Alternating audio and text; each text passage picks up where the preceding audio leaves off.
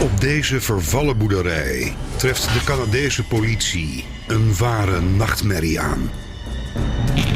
This is the largest serial killing investigation in North America. Een slachthuis voor mensen. There was DNA all over the farm, body parts in the form of bones and teeth and partial jawbones. Ruim 10 jaar lang jaagt er in Vancouver een roofdier op vrouwen. The killing, the dismembering. It was just a process he really enjoyed. The skulls were bisected with a reciprocating saw, which he used in his slaughterhouse on the pigs. Tegen de tijd dat hij wordt opgepakt zijn er al talloze vrouwen dood of vermist. He was going for an even 50 as far as the number of victims were concerned. Aan deze gruweldaden heeft hij de naam de Slager te danken. Willie Pickton, de grootste seriemoordenaar van Vancouver.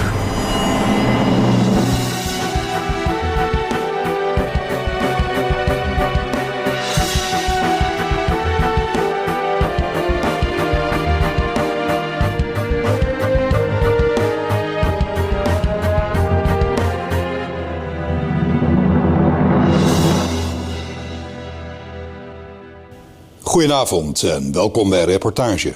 Van varkensboer tot vrouwenslachter. Het is de angstwekkende ontwikkeling die Robert Willie Pickton doormaakte op de boerderij die hij van kinds af aan bewoonde met zijn ouders en zijn broer.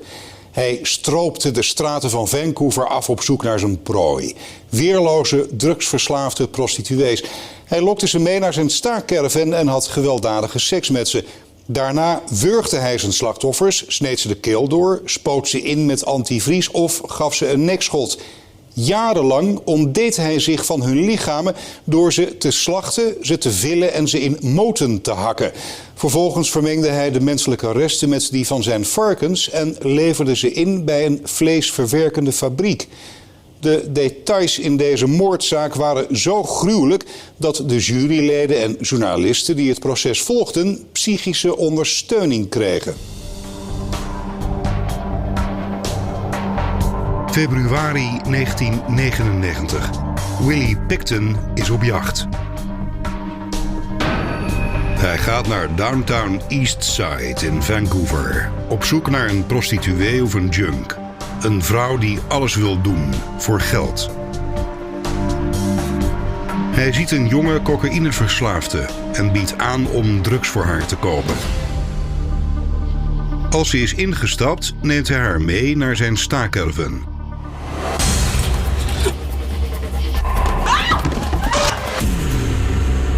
Als ze dood is, weet Willie precies hoe hij zijn slachtoffer moet laten verdwijnen. Willie was suspected of literally butchering the women like the animals or the pigs that he butchered.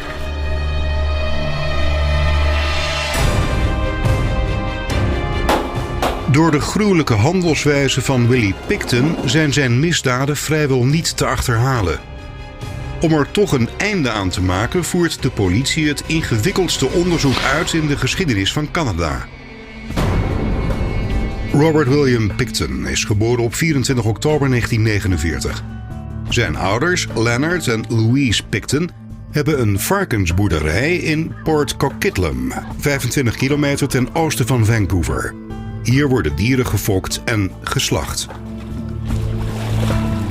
The life on their farm was very primitive. The animals were always allowed to run in and out of the Pickton house. De vader van Willie vindt de varkensboerderij geen geschikte plek voor een meisje. Dus woont zijn oudere zus Linda bij familie in Vancouver. Willie en zijn broertje David blijven achter op de boerderij om te helpen. En hun strenge moeder zorgt dat de jongens hard doorwerken. She really was a tyrant. She ran the roost. The kids worked very, very hard. And she had this distinctive voice. She'd shout at the kids and say, "You kids get over here right now." And she'd screech at them. Voor Louise Pickton komen de varkens op de eerste plaats. En de hygiëne is ver te zoeken. The Pickton children were famous for stinking of manure and of pigs and unwashed clothing and unwashed bodies. When they got on the school bus in the morning, children didn't want to sit near them. and they called him Stinky Piggy. Willie heeft het moeilijk op school.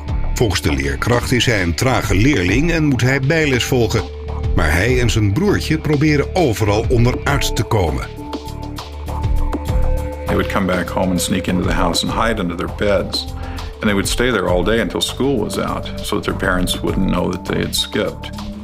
De jonge Willie heeft geen vrienden en stort zich op zijn werk op de boerderij. En dan vooral op de verzorging van de dieren. Op 11-jarige leeftijd koopt hij van zijn spaargeld een kalf op de veiling.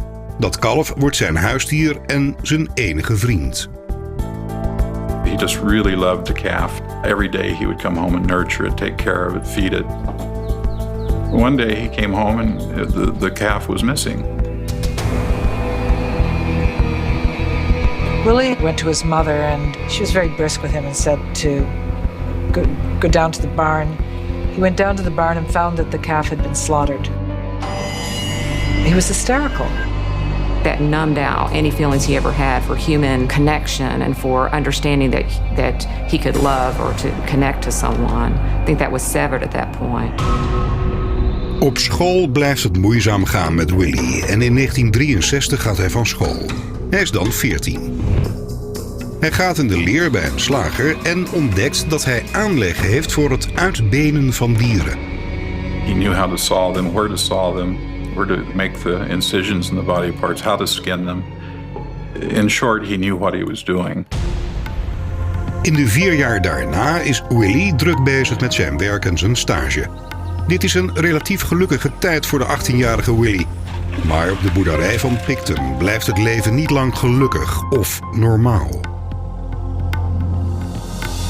Op 16 oktober 1967 leert Willie een schokkende les.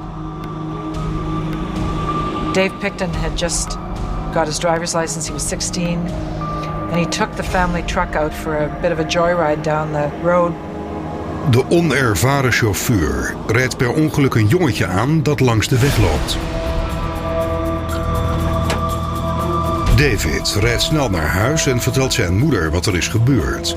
Later vertelt Willie zijn vrienden dat zijn moeder exact wist wat haar te doen stond. She told him to take the truck right away to the garage that looked after their vehicles and get it fixed, and I'll take care of the kid. Louise vindt de jongen langs de weg. Hij is zwaar gewond, maar hij leeft nog wel. Volgens het bewijsmateriaal rolt ze zijn lichaam in een greppel vol water waar hij verdrinkt.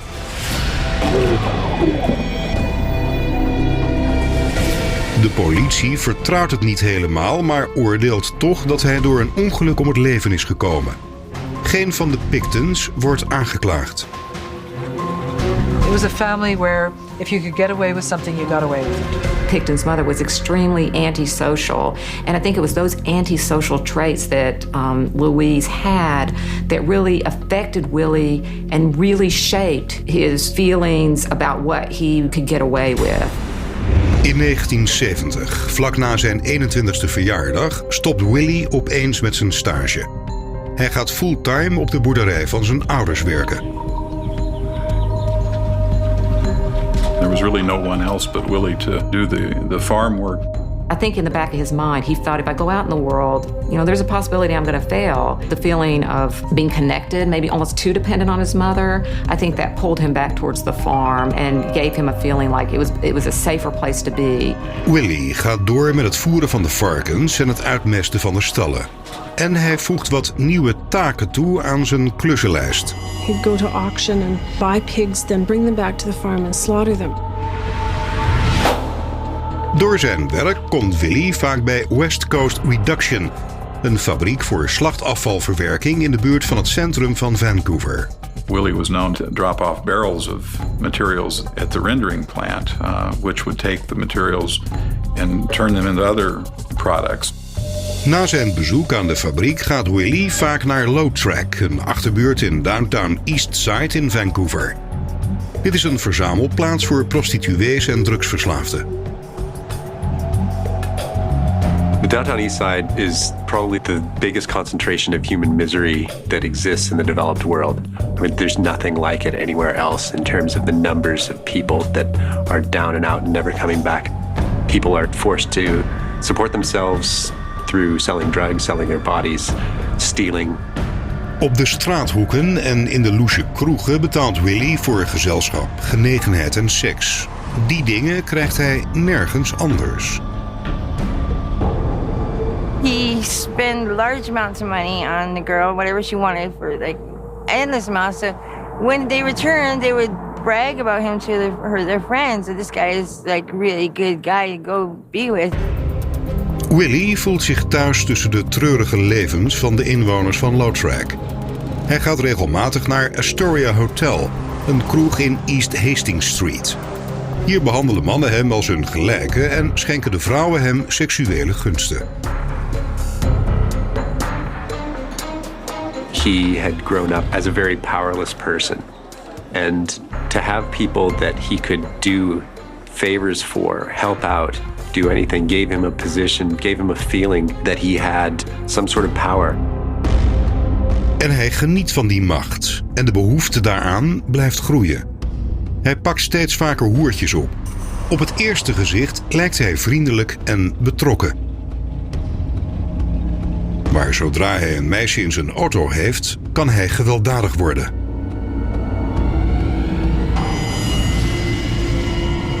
Guys like Willie, they need more and more stimulation because they feel restless, they feel bored, and I think the only way to get that is to kind of up the ante and to do something more.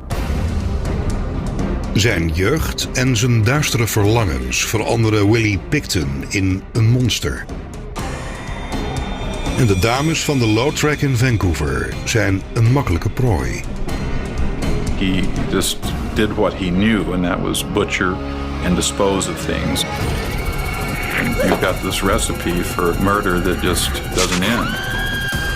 Willie had two personalities, you know. He would be the kind of aw shucks, simple farm boy out in the country. In town, he was the big spender, the boss of the Astoria, handing out the money, handing out the drugs. Hij ontwikkelt een voorspelbare, maar zieke routine. Maar in 1978 verandert zijn leven. Zijn ouders zijn al een tijdje aan het kwakkelen. En in januari van dat jaar overlijdt zijn vader. Vlak daarna blijkt zijn moeder terminale kanker te hebben. Willie verzorgt haar en ziet de ooit zo sterke vrouw ziekelijk en hulpbehoevend worden. He changed her diapers, he looked after her, he nursed her. And he also found that very traumatic. The most basic, primitive thing in the world is a relationship a child has with its mother. It's the first relationship, and it's one that is very hard to break. To have to care for her was probably one of the hardest things he had to do.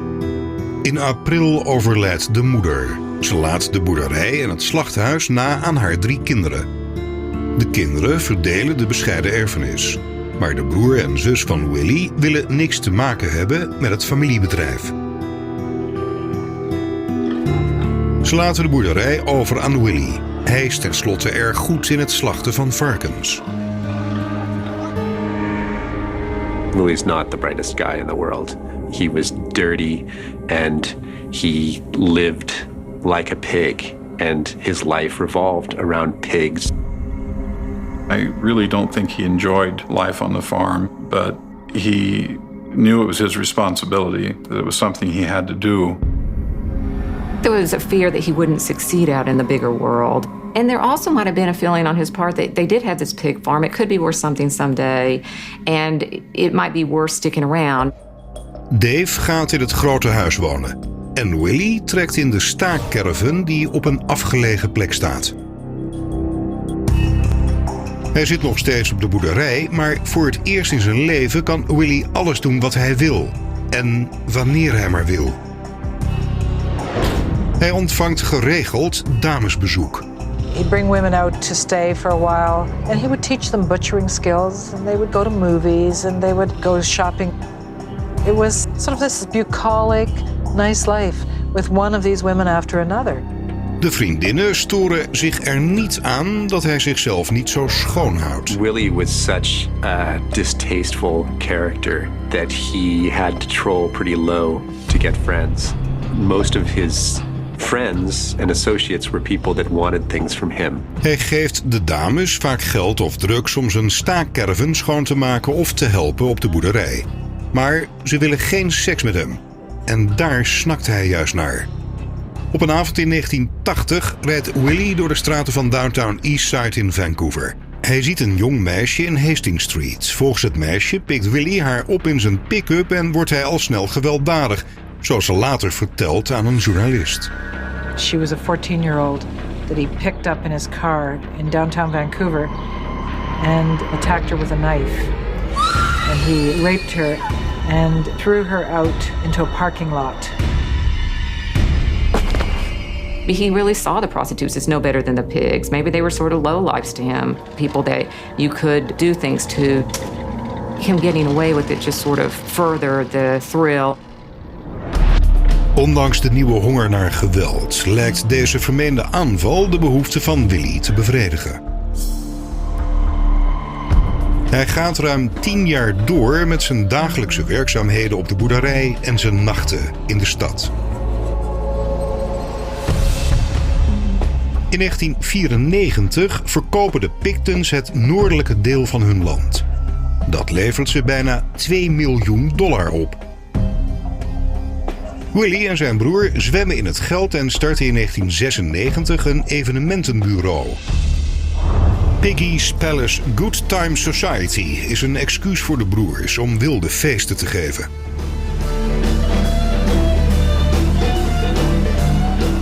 There would be literally hundreds of people, sometimes as many as 1,800 people had showed up.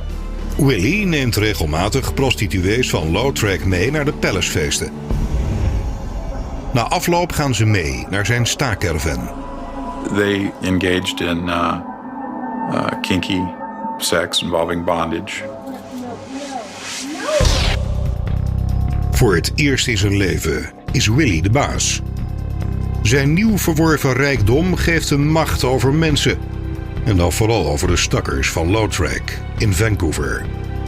Hij misbruikt de kwetsbare, verslaafde prostituees om zijn zieke seksuele fantasieën te bevredigen.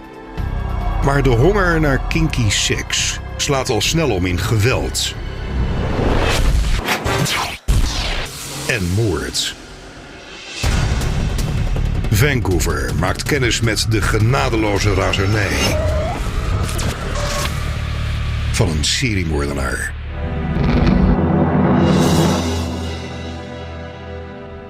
I heard women say, I'm going to be the next one. If you don't see me tomorrow, come looking for me. She's got scars everywhere, all over the place. It's horrible. Like huge scars, like really like gashed down and there. Probably took her body apart and buried it in pieces on the farm. Welkom terug bij Reportage. In de lente van 1997 heeft Robert Willie Pickton de tijd van zijn leven. Nadat hij voorheen een buitenbeentje was, de vieze, stinkende zoon van een varkensboer en zijn dominante vrouw, is hij na de verkoop van land rond de varkensboerderij miljonair geworden. Hij gebruikt het geld om zijn seksuele fantasieën te vervullen. Kinky seks met verslaafde prostituees. He was a pig farmer who obviously had a kind of taste for activities that most of us would consider not pleasant. Als hij zijn zin niet krijgt, kan hij van het ene op het andere moment gewelddadig worden. In maart 1997 gaat de prostituee Wendy Eistetter met Willie mee naar huis. Tijdens de seks probeert Willie haar handboeien om te doen, maar ze rukt zich los. Willie is woedend.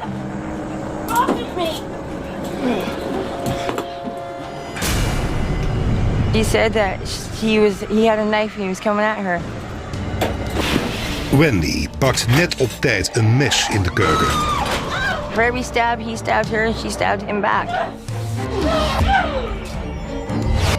Half naakt en zwaar gewond vlucht Wendy weg van de boerderij. Een ouder echtpaar dat langs rijdt brengt haar naar een ziekenhuis in de buurt. She's got scars everywhere, all over the place. It was horrible. Like huge scars, like really like gashed down and there. De politie legt Pickton mishandeling ten laste. Maar Wendy durft niet tegen hem te getuigen. Ze komt niet opdagen op de zitting en de zaak tegen Pickton vervalt. Hij gaat terug naar de boerderij, naar de varkens en terug naar zijn slagersmessen.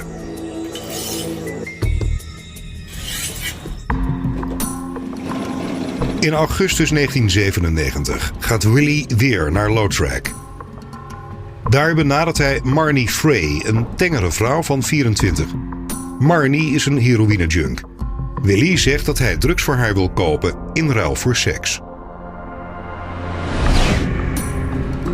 Hij neemt haar mee naar zijn staakerven. Na de seks wordt hij gewelddadig. Marnie komt die avond niet thuis. He probably took her body apart and buried it in pieces on the farm, some of it anyway. Het kan zijn dat hij de resten bij West Coast Reduction dumpt, de slachtafvalverwerkingsfabriek waar Willie vaker komt. De moord op Marnie Frey is het begin van een gewelddadig nieuw hoofdstuk in het leven van Pickton, in combinatie met het verlangen om vrouwen seksueel te domineren. Hij heeft de smaak van het moorden te pakken. Tussen 1995 en 1997 verdwijnen er 21 vrouwen uit de ruige achterbuurt Downtown Eastside van Vancouver. He loved every bit of it. The pick-up, the courtship on the street corner downtown, how much he'd pay, the killing, the dismembering. I think it was just a process he really enjoyed.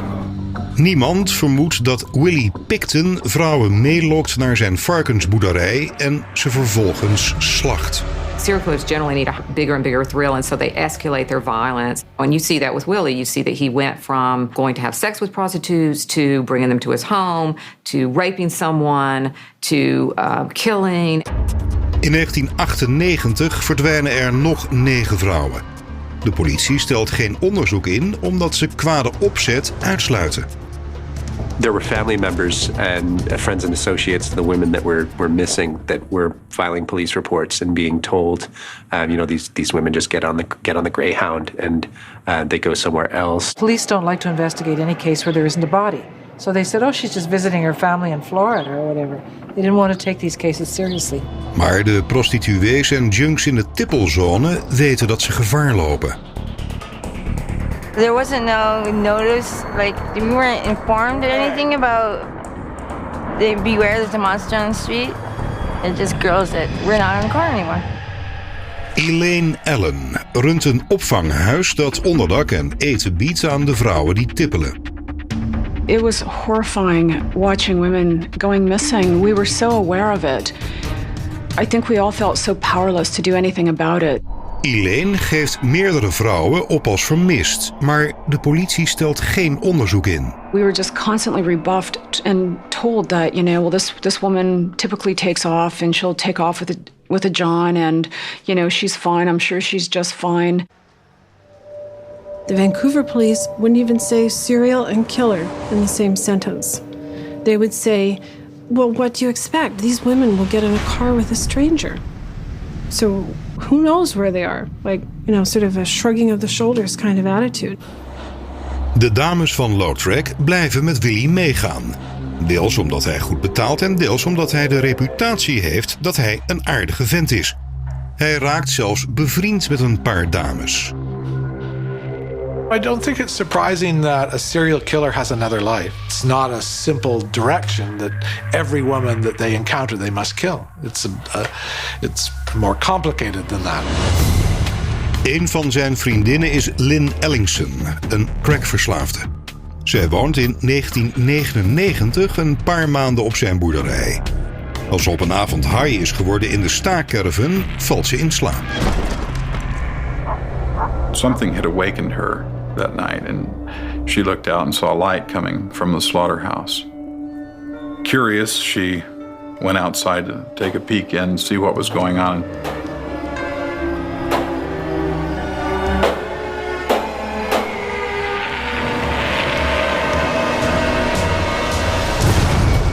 Voor haar bungelen de paarsgelakte teennagels van een vrouw. Ze zijn van Georgina Papin, het nieuwste slachtoffer van Willie. Lynn is doodsbang en vlucht weg van de boerderij. Willie gaat haar niet achterna. Well, Willie was a bit of a conundrum. Perhaps he didn't kill Lynn Ellingson because she was a friend. He'd gotten to know her. Most serial killers kill people that they don't know. Ellingson gaat niet naar de politie. En Willie gaat door met zijn slagpartijen. De Varkensboer, een miljonair, is op weg om de grootste seriemoordenaar van Canada te worden. In februari 1999 heeft Willie Pickton tenminste 2 vrouwen vermoord. Maar er zijn er al ruim 30 verdwenen uit de straten van Vancouver. En terwijl de politie de vermissingen blijft negeren, bereidt Pickton zich voor op zijn volgende slachtoffer. Haar naam is Brenda Wolfe, een verslaafde die met Willie meegaat naar de boerderij in de hoop dat ze drugs kan scoren. Ze keert nooit meer terug.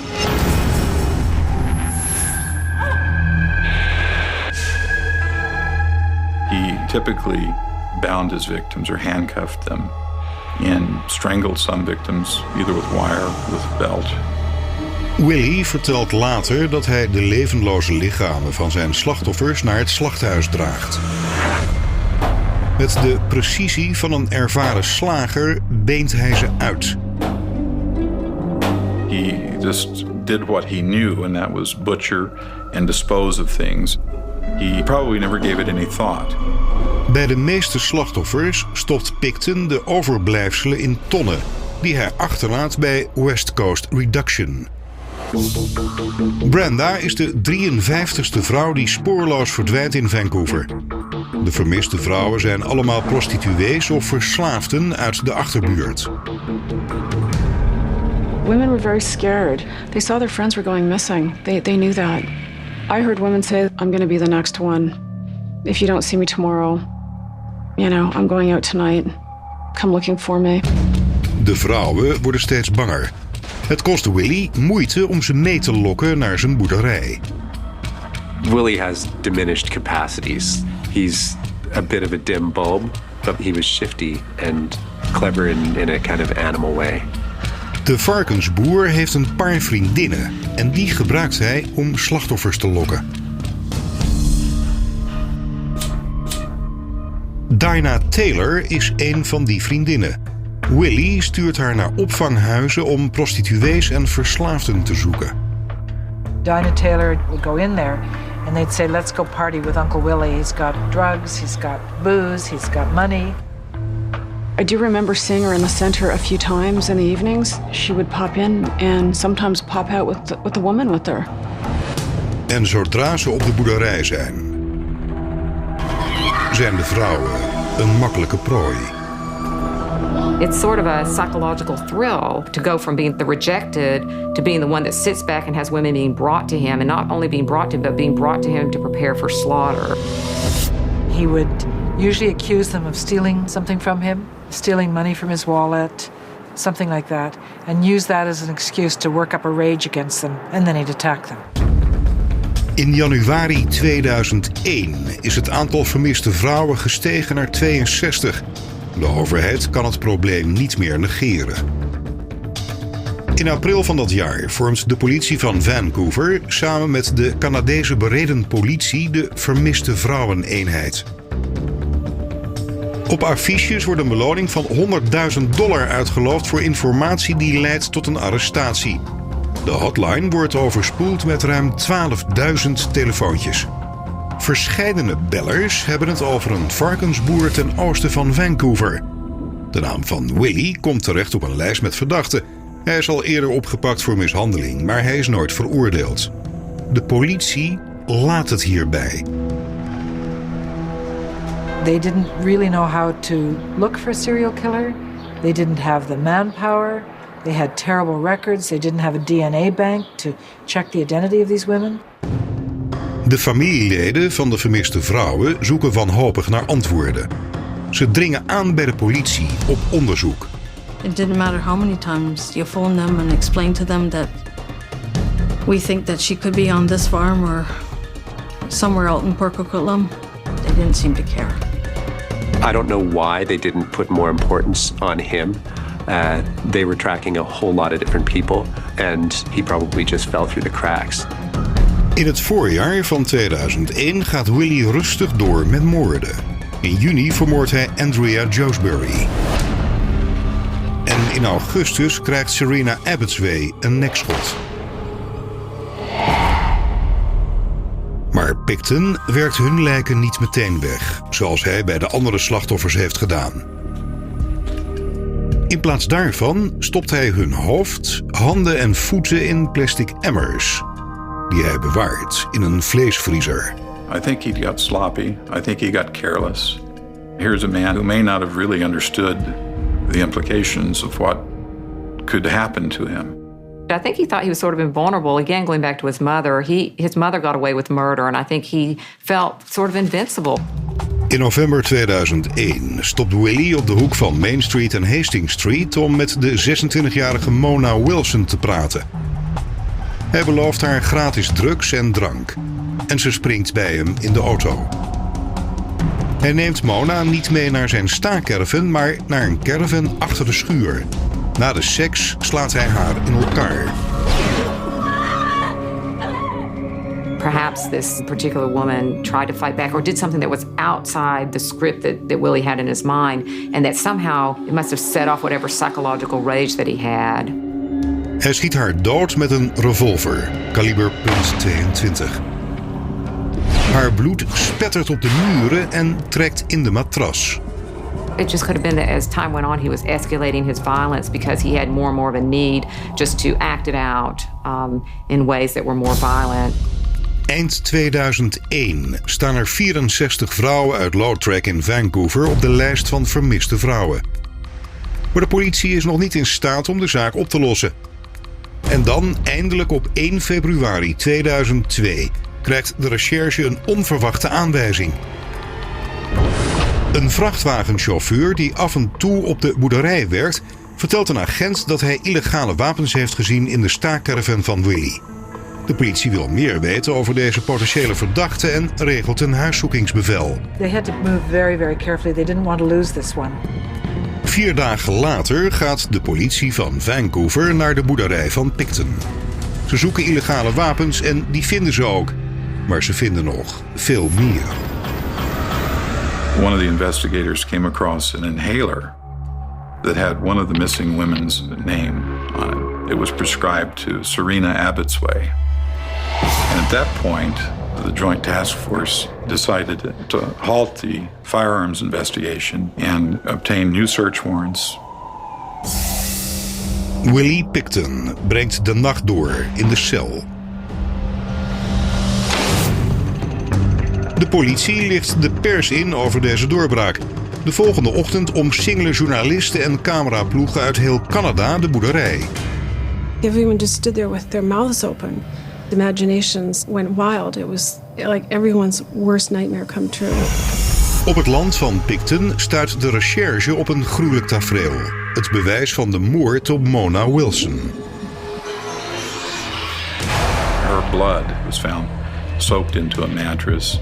It was found on the floor. It was found on cupboards. It was found on the walls. All the way to the kitchen. In een vuilnisbak bij de caravan liggen de resten van de vermiste vrouw. You could see her brain, you could see her hair, you could see the bisected human head floating in this pinkish soup. In een verhoorkamer ondervragen de agenten van de speciale eenheid Willie urenlang. Maar hij blijft verbazingwekkend rustig en ontkent alles. There was a part of him that didn't care, the same way his mother didn't care that he had feelings. He put his legs up over the edge of the chair and he was having a good time. And he was really enjoying himself. Na een intensief verhoor van 11 uur besluit de recherche het anders aan te pakken. They decided to put an undercover police officer in the cell with Willie to see if he said anything. Willie weet dat hij in de gaten wordt gehouden. Maar dat weerhoudt hem er niet van om op te scheppen tegen zijn celgenoot. At one point, Willie told the undercover cop that he was going for an even 50, which in Willie's mind meant that he had killed 49 women. Willie zegt ook dat hij een vleesafvalverwerkingsfabriek heeft gebruikt om de lijken te dumpen. He mentioned to the undercover policeman that he got sloppy in the end. He finally had somebody that he could talk to about what was really happening. One of the biggest parts for serial killers is to get to brag about how many people they've killed. Op 22 februari legt de politie Willie Pickton de moord op Serena Abbotsway en Mona Wilson ten laste. Ondertussen komt er een legertje politiemensen en forensisch specialisten samen op de boerderij om te zoeken naar de overblijfselen van andere slachtoffers. The police investigators made a grid of the entire property and they were searching it gridbox by gridbox. Het forensisch onderzoek legt een gruwelijk verhaal bloot van moord en verdorvenheid. There were some freezers in there. One of the freezers contained 2 buckets with each containing the head and hands and feet of Serena Abbotsway and Andrea Joesbury. They took literally hundreds and hundreds of thousands of DNA samples. It was just a mind-boggling police operation. Just a forensic search that probably is unraveled almost anywhere. In april 2002 heeft de politie genoeg bewijsmateriaal om Pickton nog eens 5 moorden ten laste te leggen. De verhalen over de slachtpartij van Pickton staan in alle kranten in Canada en Amerika. A few times I had phone calls from journalists asking me if I knew a particular woman, and I'd say, yeah, sure, I know her. Why? And they'd say, well, her remains were just found on Robert Pickton's farm. I had to process the fact that they were talking about someone who I had assumed was alive. Ondanks het feit dat Willie achter de tralies zit, zaaien de details over de moorden paniek in de stad. Op 11 maart 2004 doet het Canadese ministerie van Volksgezondheid een schokkende mededeling. Cross-contamination could mean that human remains did get into or contaminate some of the pork meat that was produced. We've been given a lot of pig meat from that pig farm. The night that this all broke on the news, we phoned Lynn, and the first thing that my daughter had said to her aunt was, I was really sorry with Auntie Lynn, because it's possible we could have eaten Marnie. Er wordt geen besmet vlees gevonden, maar voor veel mensen kan de rechtszaak niet snel genoeg beginnen. Het forensisch onderzoek voor het verzamelen van het bewijsmateriaal duurt 22 maanden. Eind 2005 heeft de politie genoeg bewijsmateriaal verzameld om Willie Pickton te beschuldigen van in totaal 27 moorden. Maar hun zaak is minder waterdicht dan ze hadden gehoopt.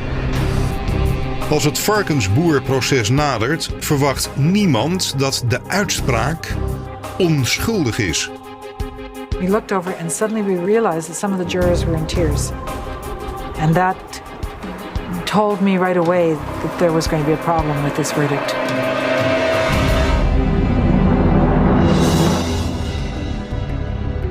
People talk about how smart he is, but wolves and animals kill all the time. And Willie was probably one step removed from them. The cases were just so complex and so long, the judge ordered a severance so that the case would become manageable. The families that were in the courtroom started to scream. He just gives me the creeps when I'm in the courtroom. He just gives me the creeps. Welkom terug bij Reportage. In januari 2006 begint de rechtszaak tegen de ergste seriemoordenaar van Canada, Varkensboer Robert Willie Pickton. Tientallen toeschouwers, waaronder familie van de slachtoffers, vullen de rechtszaal in Vancouver. De details in deze moordzaak waren zo gruwelijk dat de juryleden en journalisten die het proces volgden psychische ondersteuning kregen. Iedereen hoopt mee te maken dat deze moordenaar veroordeeld wordt, maar er gaat iets mis. Varkensboer Robert Willie Pickton wordt beschuldigd van het vermoorden en uitbenen van 27 vrouwen. Maar de politie vermoedt dat het aantal wel eens 49 zou kunnen zijn. Gruwelijke details van de misdrijven houden lezers in Canada en Amerika in hun ban. What makes Pickton front page news is this almost perverse combination. Pig farming and, serial sexual predator. It became a sort of fascinatingly lurid case. Het vooronderzoek duurt bijna een jaar. Rechter James Williams schrapt 1 moordaanklacht wegens gebrek aan bewijsmateriaal. En hij verdeelt de zaken over 2 processen.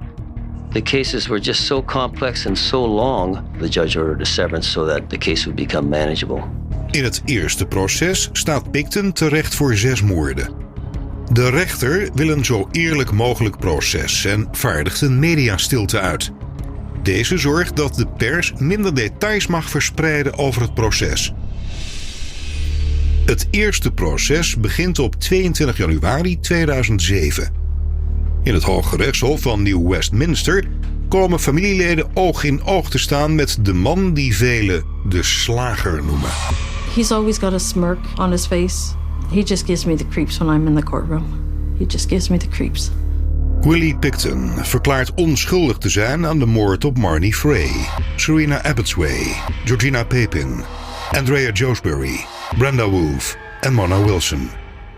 De openbare aanklager legt de jury een enorme hoeveelheid bewijsmateriaal voor, waaronder gruwelijke foto's van de plaats een delict, de analyse van bloedspetters en forensisch en DNA-bewijs. There was all kinds of evidence presented, like woman's jacket and lipstick and night vision goggles, manacles. Just really ugly, terrifying stuff. Een van de mensen die tegen Pickton getuigt is Andrew Bellwood. Hij heeft in 1999 enkele weken gelogeerd op de boerderij. He testified that Willie had play-acted the murder of prostitutes on his bed, kneeling down and pretending that he was strangling a prostitute with a belt or a piece of wire. De verdediging trekt zijn geloofwaardigheid in twijfel en brengt zijn strafblad en drugsgebruik aan het licht. Maar het verhaal van Bellwood bezorgt de rechtszaal toch koude rillingen. His descriptions were very, very detailed. Al even meeslepend is de getuigenis van een vroegere vriendin van Pickton, Lynn Ellingson. She was the only person that was going to testify that she'd seen Willie Pickton with a dead woman. Maar de verdediging van Willie veegt de vloer aan met de getuigenis van Ellingson. Ze betrappen haar op tegenstrijdigheden en herinnert de jury eraan dat ze drugs gebruikte op de avond van de vermeende moord. The defense worked very hard to undermine her credibility with a great deal of success. Tijdens het proces schildert de verdediging Pickton af als een idioot die zulke ingewikkelde moorden nooit in zijn eentje kon beramen en uitvoeren. In some sense, he was almost a primitive animal. People talk about how smart he is, but wolves and animals kill all the time. And Willie was probably one step removed from them. De advocaten van Pickton suggereren dat vriendinnen als Ellingson en daarna Taylor mede verantwoordelijk zijn geweest. Het slotpleidooi vindt plaats op 26 november 2007. Het juryberaad duurt maar liefst 2 weken. Op 8 december komen de familieleden van de slachtoffers en de pers bijeen om de uitspraak van de jury te horen. Suddenly we realized that some of the jurors were in tears. And that told me right away that there was going to be a problem with this verdict. En dat is er ook voor de familieleden. De jury acht Pickton onschuldig aan alle aanklachten van moord met voorbedachte raden. The families that were in the courtroom started to scream. Maar Pickton gaat niet vrij uit. De jury acht hem wel schuldig aan 6 aanklachten van doodslag. Rechter Williams geeft hem de maximale straf, 25 jaar gevangenis. It's essentially about premeditation. And so you wonder how someone who killed 6 women didn't premeditate that it wasn't planned and orchestrated. The jury just couldn't reconcile in their mind whether or not he acted alone. Vrienden en familieleden van de andere 20 vermeende slachtoffers van Pickton wachten nog steeds op hun dag in de rechtbank. To think that we still have 20 charges that have never been tried against Robert Pickton feels like unfinished business to me. Misschien komt justitie er nooit achter hoeveel vrouwen er zijn vermoord op de boerderij van Pickton. En er is nog een vraag. Wat heeft ertoe geleid dat dit eenzame jongetje op een varkensboerderij is veranderd in misschien wel de ergste Canadese seriemoordenaar? It's that combination of nature and nurture, of learning, of psychology, and also maybe genetics. Maybe he had a predisposition to being this way, but he also learned that life didn't really have much meaning. I know a lot of women on the Downtown Eastside who would say, just let him walk. Just let him be free for 5 minutes and we'll deal with him. Tot zover deze reportage. Volgende week zijn we er weer met een opmerkelijke documentaire. Voor nu bedankt voor het kijken. Een hele goede nacht en graag tot volgende week zondag.